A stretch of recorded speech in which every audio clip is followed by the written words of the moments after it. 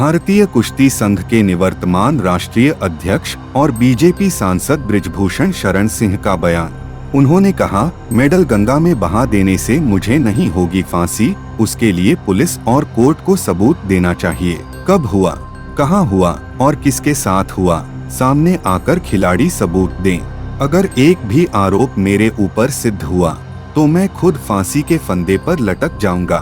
4 महीने हो गए, लेकिन आज तक मेरे खिलाफ कोई एक भी सबूत नहीं दे सके।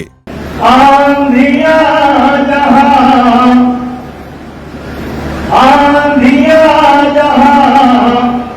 उमंग नहीं भरती है, छातियां जहां संगीनों से जलती है, शोणित के बदले, शोणित वाले अत्याचार, शोणित के बदले अश्रु जहां बहता है, अन्याय की शोणित के बदले अश्रु जहां बहता है, वो देश कभी स्वाधीन नहीं रहता है। और इसीलिए मेरे भाइयों, मैंने पहले दिन जब मेरे ऊपर आरोप लगाया गया तो मैंने कहा, कब हुआ, कहां हुआ, किसके साथ हुआ। याद रखना मेरे भाइयों, हम सब लोग उस परंपरा से आते हैं, उस अयोध्या को अपना आदर्श मानते हैं, उस राम को अपना आदर्श मानते हैं। भागे के लिए 14 वर्ष का वनवास स्वीकार किया, पलट करके नहीं देखा। हम उस परंपरा से आते हैं, कहते हैं रघुकुल रीत सदा चली आई और प्राण जाए पर वचन न जाए। और मैंने उसी दिन कहा, तब हुआ, कहां हुआ, किसके साथ हुआ। और मैंने एक बात ये भी कहा था, अगर एक भी आरोप मेरे ऊपर स्थापित हो जाएगा तो बृजभूषण सिंह स्वयं फांसी पर लटक जाएंगे, किसी को कहना नहीं। आज भी मैं उसी बात पर कायम हूं। 4 महीने हो गए, 4 महीने हो गए, मुझे फांसी चाहते हैं। सरकार मुझे फांसी नहीं दे रही है तो अपना मेडल लेकर के गंगा में बहाने जा रहे हैं। मुझ पर आरोप लगाने वालों, गंगा में मेडल बहाने से बृजभूषण सिंह को फांसी नहीं मिलेगी। अगर तुम्हारे पास कोई सबूत है तो जाकर के पुलिस को दो, न्यायालय को दो, और न्यायालय मुझे फांसी देगा तो मुझे स्वीकार है, मैं उस फांसी पर चढ़ जाऊंगा। ये इमोशनल ड्रामा, मेरे भाइयों, मैं आपसे कहना चाहता हूं, मैंने आभा में एक लाइन पढ़ा था, एक लाइन पूरी 3 लाख तलवार, उम्र के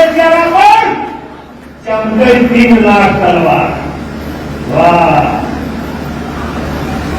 लेकिन जब एक बार घूमता हूं तो सारी तलवार नाम में बंद हो जाती है। मेरा मानना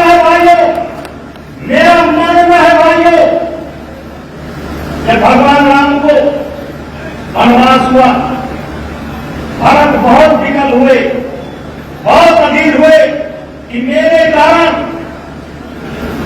भैया को वनवास हो गया। तो गुरु वशिष्ठ समझाते हैं, सुनो भरत भागी प्रबल, सुनो भरत भागी प्रबल, वीरा की कहो मुनिनाथ, जबरदस्त इतिहास। मेरा मानना है मेरे भाइयों, ये आरोप मेरे ऊपर बनता नहीं है, मेरे ऊपर सोधा नहीं देता है, लेकिन ये आरोप मेरे ऊपर इसलिए लगा है कि भगवान मुझको माध्यम बना करके कोई बड़ा काम लेना चाहते हैं। ये आरोप मेरे ऊपर इसलिए लगा, ये आरोप मेरे ऊपर इसलिए लगा, और इसीलिए मैंने निश्चित किया है आज ये आरोप से न गांव सुरक्षित है, न शहर सुरक्षित है, न विद्यार्थी सुरक्षित है, न नौजवान सुरक्षित है, न संघ सुरक्षित है, न अधिकारी सुरक्षित है आज इस आरोप से। और ये आरोप एक ऐसा आरोप है कि किसी के ऊपर भी लगा दो, किसी के ऊपर भी लगा दो तो अपने ही लोग कहने लगते हैं, अरे भैया बिना धुआं के, बिना आग के धुआं नहीं उठा, कुछ ना कुछ तो होगा। अरे भैया ये कलयुग है, कलयुग, कबीरदास की उल्टी वाणी, ये कलयुग है, कबीरदास की उल्टी वाणी और बरसाई कंबल भीजे पानी, ये कलयुग है। ये कुछ भी हो सकता है, कुछ भी हो रहा है, सच है दिमाग में आती है, कायर को ही कहलाती है, सूरमा नहीं विचलित होते, पल एक नहीं धीरज होते, संकट का चरण में कहते हैं जो आप पढ़ता सब सहते हैं। मैं इस कविता को पढ़ा हूं और इस कविता को किया, इसलिए मैं खिलाड़ियों को कोई श्राप नहीं देना चाहता। इन खिलाड़ियों से मेरा कोई भय भी नहीं है, ये खिलाड़ी हमारे बच्चे की तरह थे, इनके कामयाबी में आपके इस भाई का खून और पसीना लगा हुआ है, इनके कामयाबी। और इसीलिए 10 दिन पहले तक ये लोग मुझे कुश्ती का भगवान कहते थे, 10 दिन पहले तक ये मुझे कुश्ती का भगवान कहते थे, क्योंकि इनके कामयाबी में आपके भाई का खून पसीना लगा हुआ है।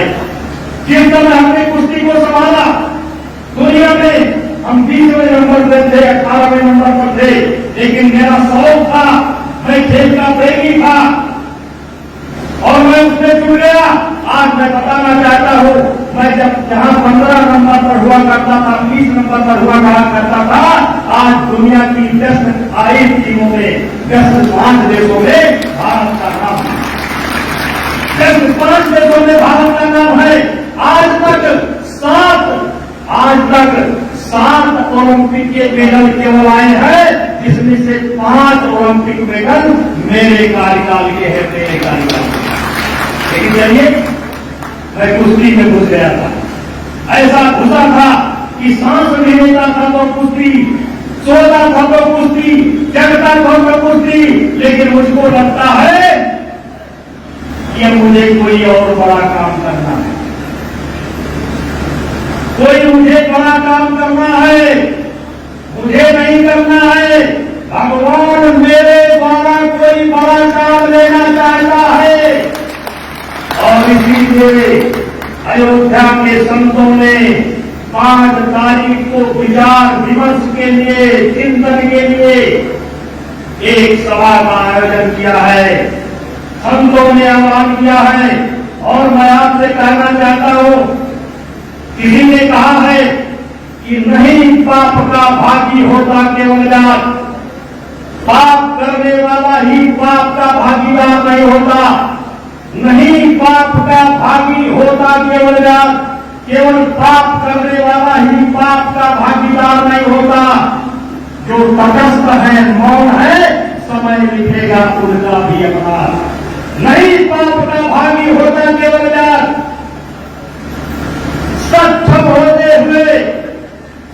होते हुए अपने सामने हो रहे पाप को जो रोकने की कोशिश नहीं करता है, वो भी पाप का भागीदार होता है, वही पाप का भागीदार होता है। और इसीलिए कहना चाहता हूं कि नहीं पाप का होता भागी होता केवल जात, और जो तटस्थ है, मौन है, समय लिखेगा तो उनका भी अपराध